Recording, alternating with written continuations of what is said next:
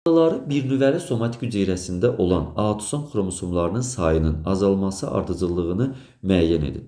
Deməli, burada azalma ardıcıllığını soruşur. Bir nüvəli somatik hüceyrəsini veribdir. Biz bunları tapmalıyıq.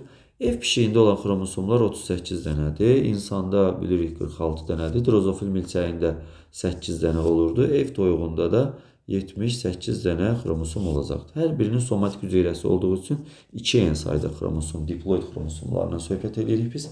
Və burada nəyi soruşurdu bizdən? Autosom xromosomların sayının azalması. Tamam, autosom xromosom bilirik ki, həmişə somatik hüceyrədə 2 dənə cinsi xromosom olursa, hamısında 2-ni çıxırıq. 8-dən 2-sini çıxarıq, bərabərdə 6-sı qalar. 46-dan 2-sini çıxarıq, bərabərdə 44-ü qalar. 78-dən 2-sini çıxarıq, bərabərdə 76-sı qalar.